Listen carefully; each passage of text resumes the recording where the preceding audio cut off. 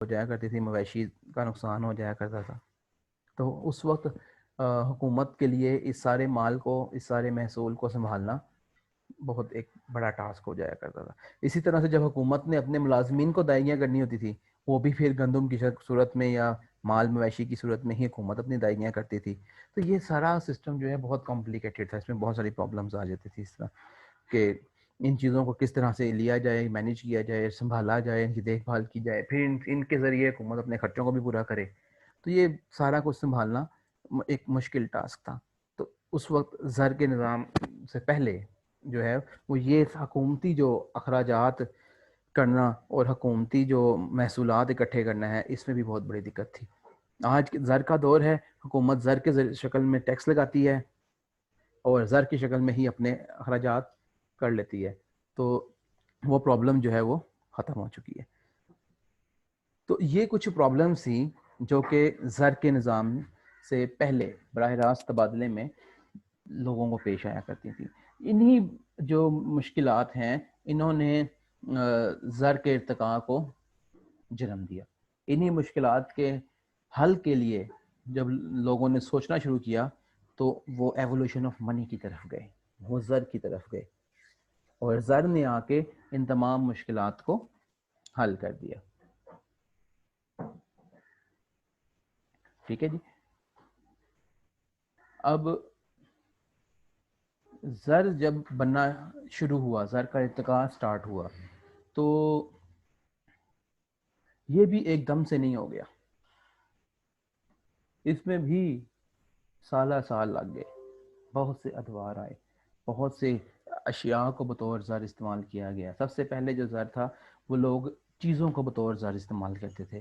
لوگ جانوروں کی کھالوں کو بطور زر استعمال کرتے، اپنے تیر کو، گلے کو، سیپ کو، پتھر کو، تمباکو کو، زیتون کے تیل کو، تانبے کو، لوہے کو، چاندی کو، سونے کو، لال کو، ہیرے کو، ان تمام اشیاء کو بطور زر استعمال کیا کرتے تھے. اور یہ ہمارا کہلاتا تھا اجناسی زر یا اشیائی زر.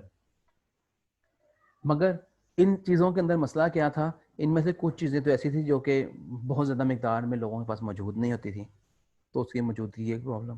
ان میں کئی چیزیں ایسی تھیں جو قابل استعمال ہوتی تھی، لوگ ان کو استعمال کر لیا کرتے تھے، خرچ کر جایا کرتے تھے.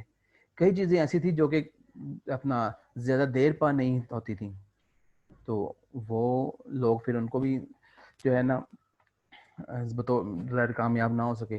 کچھ چیزیں ایسی تھیں جن کا وزن بہت زیادہ تھا، جیسے پتھر کے یا جو زر تھا ان کے، اس لیے وہ بھی کامیاب نہ ہو سکا.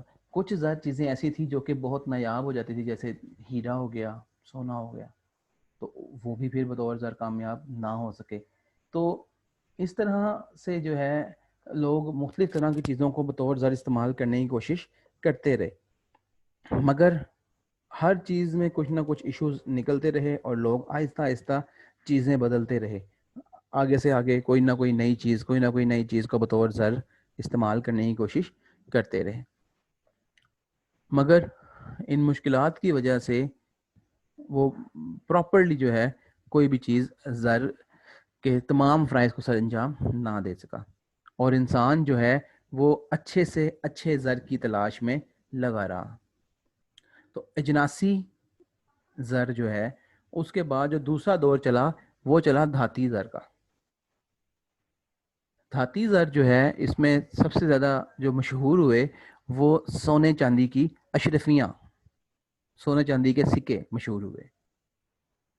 اکثر ہم لوگ اپنے کارٹون کہانیوں میں اور مختلف موویز کے اندر سونے کے سکوں کی بوٹلی اور چاندی کے سکوں کی بوٹلی اور یہ چیزیں دیکھ رہے ہوتے ہیں. تو یہ بیسیکلی دھاتی زور کے ہی کچھ باقیات ہیں. دھاتی زر کا جو نظام ہے جس میں سونے کے سکے اور چاندی کے سکے سب سے زیادہ مشہور ہوئے، یہ 19ویں صدی کے آخر تک رائج رہے. مگر پھر آہستہ آہستہ کیا ہونے لگا، ایک قانون ہے اسے ہم کہتے ہیں قانون گریشیم. وہ قانون یہ کہتا ہے جی کہ the bad money circles out the good money from the market economy. مطلب کیا ہے اس بات کا کہ جو گھٹیا زر ہے وہ بڑھیا زر کو گردش سے نکال دیتا ہے. مثلاً کیا ہوا کہ ایک طرف سونے کی اشرفیاں چل رہی تھی، ساتھ ہی سادی اشرفیاں، سادے سکے جو ہیں وہ بھی جاری کرنا شروع کر دیے حکومت نے. لوگوں نے کیا کیا کہ سونے کی اشرفیوں کو اپنے گھروں میں سٹور کرنا شروع کر دیا، ذخیرہ کرنا شروع کر دیا، اور اپنے لین دین کے لیے سادی اشرفی جو دھات کی اشرفی تھی اس کو، سکہ جو دھات کا سکہ تھا اس کو یوز کرنا شروع کر دیا. تو آہستہ آہستہ گردش میں سے سونے کے سکے غائب ہو گئے اور سادے سکے رہ گئے. تو پھر لوگوں کو سمجھ آئی کہ جو بڑھیا زر ہے وہ آہستہ آہستہ مارکیٹ سے آؤٹ ہو جاتا ہے. اسی طرح سونے کی دھات ایک قیمتی دھات ہے. تو جب کوئی سکہ استعمال ہوتا ہے تو استعمال ہونے کے ساتھ ساتھ وہ گھستا ہے، اس پہ میل جم جاتا ہے، اس کی ویلیو میں کمی آ جاتی ہے. مثلا آپ نے ایک 10 ماشے کا سکہ بنایا، بعد میں جب 2 سال بعد اسی سکے کی پیمائش کریں گے تو ہو سکتا ہے وہ 8 ماشے رہ گیا ہو. استعمال ہونے کے ساتھ ساتھ وہ گھس جاتا ہے، اس کی بھی وہ گھسا ہوا سکہ ہے وہ کسی کھاتے میں نہیں گیا، کسی شخص کے پاس نہ آیا اور کہیں ملے گا بھی نہیں اس کی واقعہ. تو اس طرح ایک قیمتی دھات کا نقصان بھی ہو رہا تھا. تو پھر اس کے بعد جو ہے حکومت نے سوچا کہ لوگوں نے سوچا کہ بھئی کچھ اور اس کا حل نکالا جائے. تو کیا کیا گیا کہ اس سونے کی دھات کو رکھ لیا گیا حکومتی خزانوں میں. سونے کی دھات کو رکھ لیا گیا حکومتی خزانوں میں، اور کچھ کاغذ کے پنے جن کے اوپر لکھ دیا گیا کہ یہ جو کاغذ ہے یہ کاغذ اسی سونے کا متبادل ہے، جو ہم نے سونا آپ کا رکھا ہوا ہے اس سونے کے عوض اب یہ کاغذ کام کرے گا. اس کاغذ کو بطور زر استعمال کیا جانے لگا، جس کو آج کے نوٹ ہم کرنسی نوٹ کہہ دیتے ہیں. کاغذی زر اسی کو ہم کہتے ہیں. ٹھیک ہے جی. کرنسی نوٹ جو آج کا کرنسی نوٹ ہے بیسیکلی کاغذی زر ہے. وہ ایک عام کاپی کے کاغذ میں اور اس کرنسی نوٹ کے کاغذ میں بیسک فرق یہی ہے کہ جو آج کا کاغذ ہے اس کاغذ کے اوپر لکھا ہوا ہے حکومت کی جانب سے. جیسے پاکستان کی کرنسی نوٹوں کی بات کرتے ہیں تو آپ کوئی بھی نوٹ نکال کے دیکھ لیں تو اس کے درمیان میں لکھا ہوگا بینک دولت پاکستان حامل حاضہ کو مطالبہ پر ادا کرے گا، حکومت پاکستان کی ضمانت سے جاری ہوا.